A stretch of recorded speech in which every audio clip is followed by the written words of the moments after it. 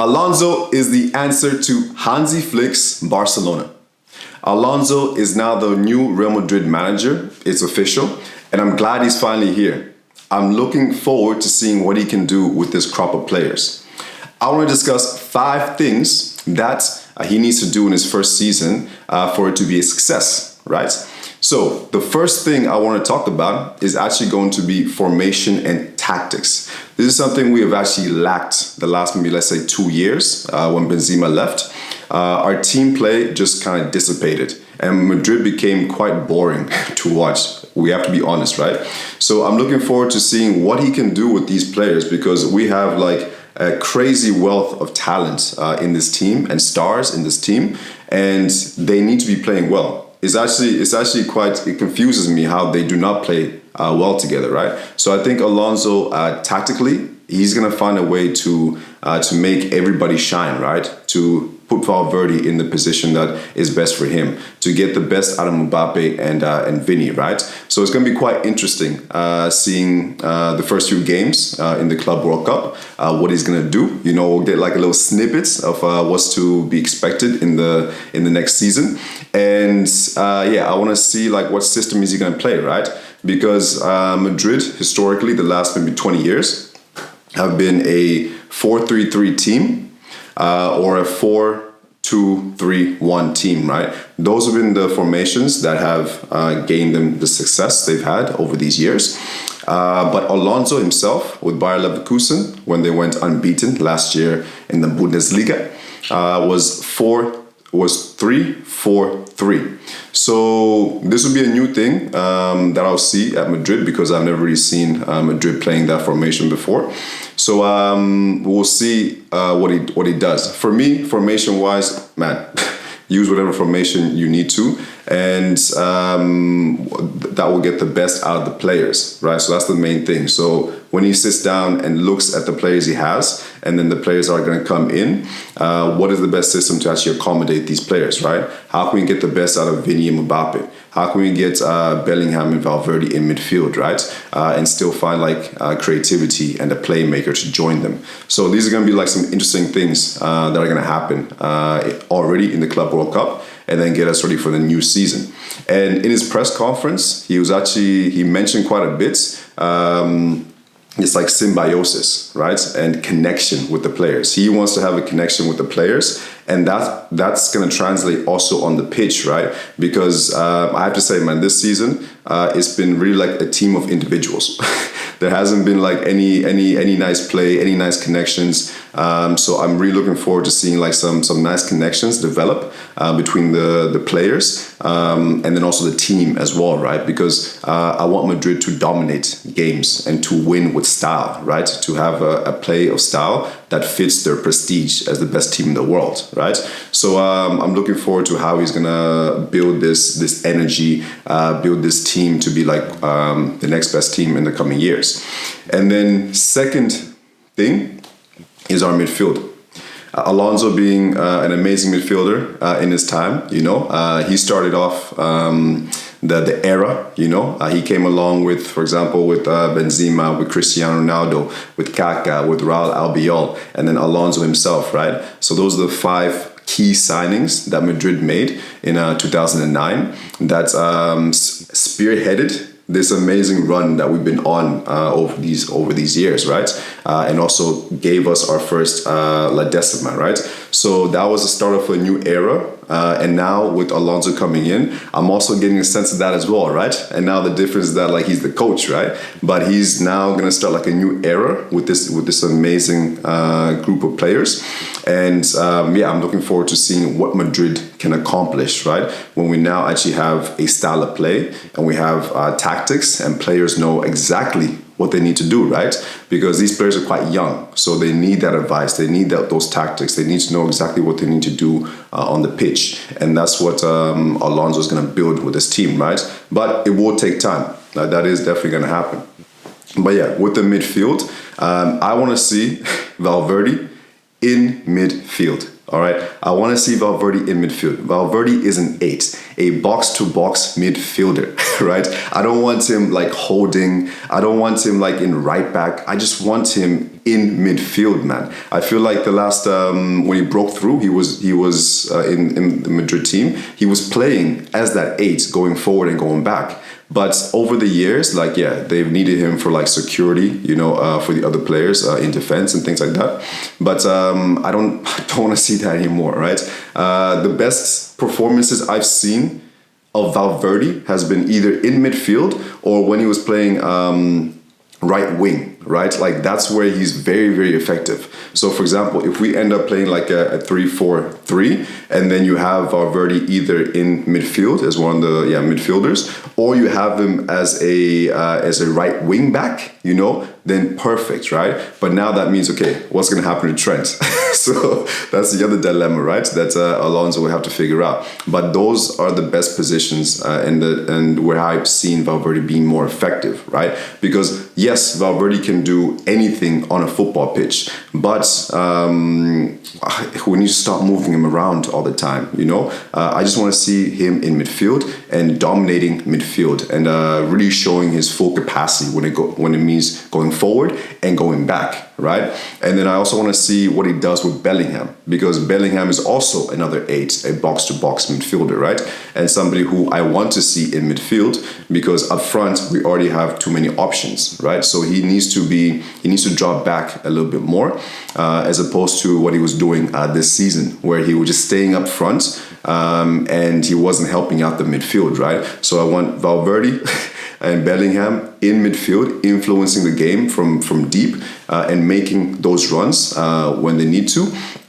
And then, if there's space for like a third midfielder, then Camavinga. So Camavinga to go in there, and then for Alonso to teach him the art of being a 6, the art of being a playmaker. Because when Alonso came into Madrid, like as a player, man, he made such a big difference, man, in that midfield, connecting the defense to the attack. Like he was so key for Madrid's success in those early years.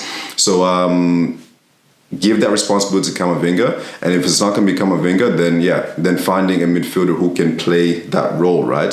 That Xavi Alonso role, that Kroos role. We need that holding player who can now actually link the defense with the attack. So if Camavinga is not the player who can do it, then we need that midfielder, right? And I don't know if they're going to get that midfielder this season or next season. But we might probably need that midfielder, right?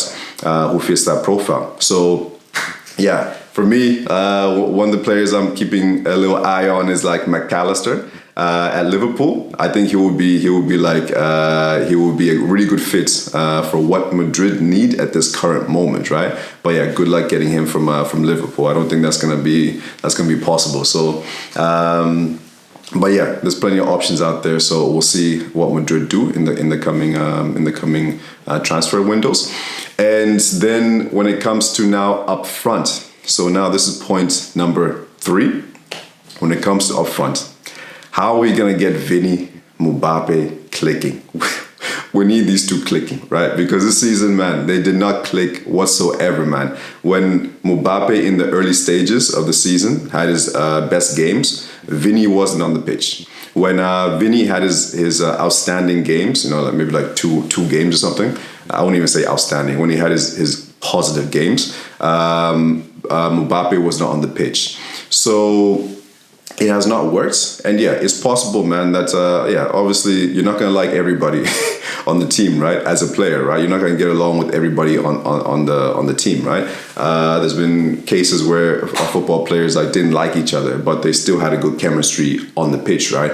And that's what we need. You guys are getting paid crazy amounts of money, so you guys can build this chemistry. So if he gets Mbappe and Vini clicking, man, I'm telling you, Madrid is going to be dangerous, right? Because if we have the Mbappe of this season, because let's say, okay, he scored 43 goals for Madrid, had an outstanding individual performance, and I believe 31 goals in La Liga, right?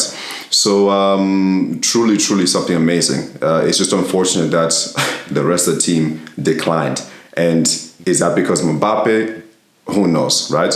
But if we can have Mbappe like playing like he did this season and even better, and then now you also we get Vini, the Vini we know, because like this Vini from this season, I don't know who he is. Like that's not the player like we've developed over the years. That's not the Ballon d'Or candidate, that we developed. So if we get Vini back on track, then man, it's gonna be absolutely dangerous. And then now comes the formation, because it's gonna be really key. Because how do you pick a formation and a style of play that is going to get the best out of Valverde, Bellingham, Mbappe, and Vini, right? So how are you going to make that happen? And that's going to be very, very key because, like I said with Valverde, man, he's a box-to-box midfielder. That is his position, right? And we need to give that to him, right?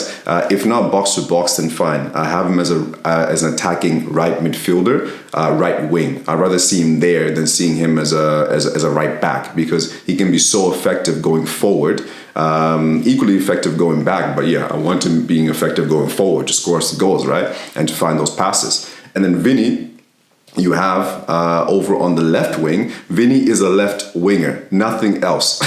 Not a striker, not a central forward, not like an attacking midfielder, nothing. He's a left midfielder. He's a left winger. Not even a left midfielder. He's a left winger. So if you don't play Vini in left wing, you're not going to get the best out of him, right? Unless Alonso finds something. But the performances I have seen where Vini has been just unplayable has been on the left wing. On the left wing, also having support from, at the time, Mendy, when he was fit, but also having support from somebody helping him out, right?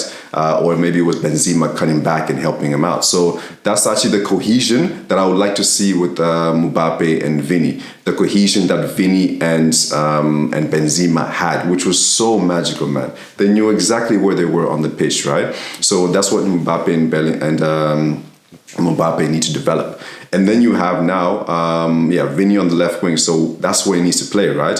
And then now comes a question with Rodrigo. So for me, somebody has to go. Somebody has to go. Somebody has to go. So who's it gonna be? It's gonna be Rodrigo, right? So if Vini signs a new contract and decides to stay, then Rodrigo might have to go, right? But once again, Alonso might still be able to make this front three work. But honestly, I don't think it can work, because I think they're too similar of a player, or at least like Rodrigo is not different enough from the profile of Vini and Mbappe. So we need the third attacking player being like somewhat of a playmaker, right? Like your Lamal, your Saka. We need that kind of player like in those positions, right? Your Verts, right? But we need like a left-footed player like up there, right? For those things. Like I'm actually thinking now, like a player in the caliber, for example, of back in the days, like Di Maria. Like he would be absolutely perfect. That kind of player. Goals, assists. Defending, amazing skill set. So Rodrigo does have that, but I just don't think it works, and this season proves it, right?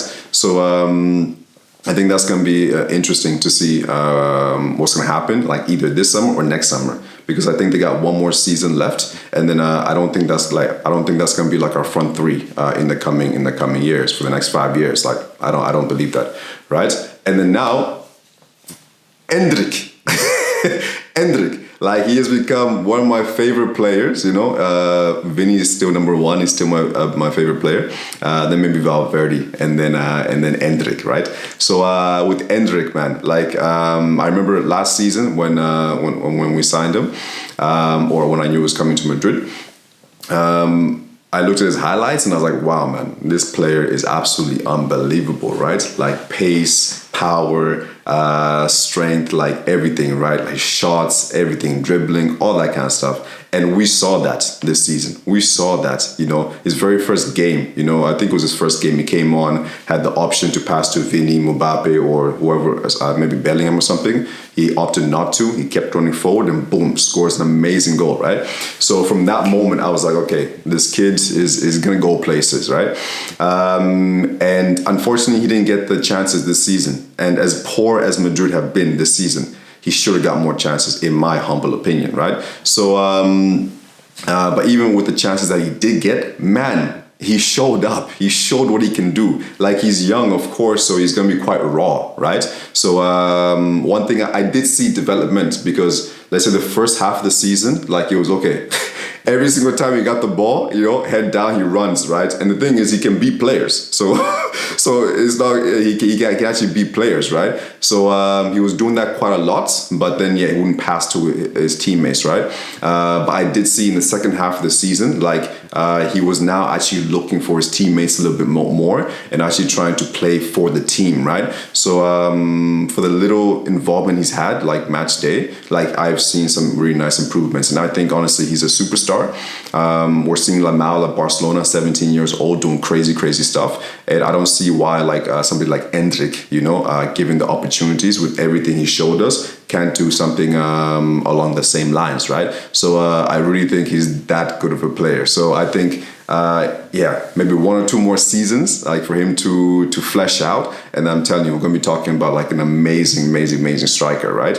But we'll see how he does this season, right? This coming season with Alonso.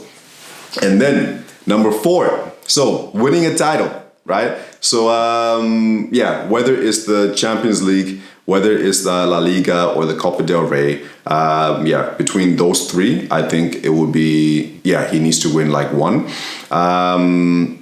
With the Champions League, for example, I think, at least reaching the semifinals. La Liga, for example, like, even though Madrid had a bad season, like, it was only a few points behind Barcelona. So if Madrid actually, if you think about it, like, this season, if Madrid had their back line, Militao, Carvajal, if they had the Alaba, fully fit, or if we had just bought some defenders, at the start of the season,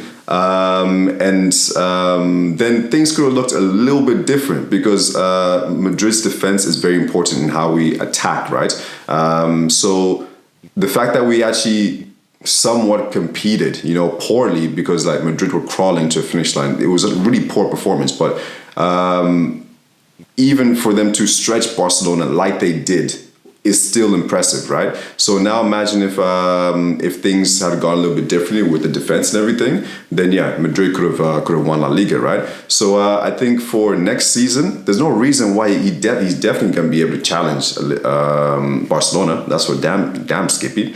And then now, a few points behind Barcelona. Next season, I don't see why La Liga is not there, right? We're going to be a far better team, and we're going to have better tactics. It might take time for them to actually maybe understand that. So maybe you might see like a little dip. So that is possible. But I think that's also fine. I think the main thing for me, I still think it's Madrid. So you got to win a trophy, right? So Champions League, La Liga, or Copa del Rey. You got to win one of those, right? But I think the main thing for me as a fan, man, I just want to get excited when I'm watching Madrid, I want to see some amazing passing. I want to see some amazing play from players. I want to see some outrageous stuff, individual performances, team performances, like that's what has been missing for like this season and last season, right? So I just...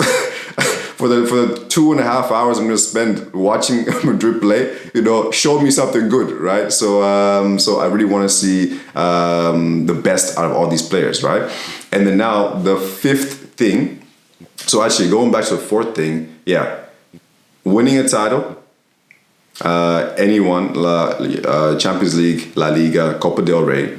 But I think the most important thing for me is just building a style of play. The players know exactly what they need to do so that they can actually develop and grow, right? So that's something we haven't had. So that's something we need, right? So back to point number 5. He needs to beat Hansi Flick. He needs to beat him.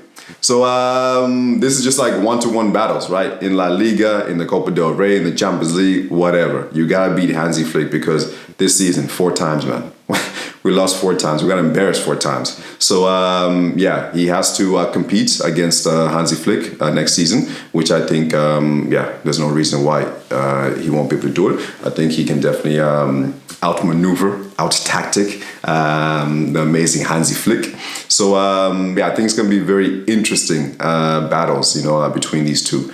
But yeah, that's definitely like a bonus. That regardless of the titles, regardless of the titles, you know, you got to beat Hansi Flick's Barcelona, right? That's a must. At least like, no, you gotta beat them, right? You gotta beat them. You gotta beat them.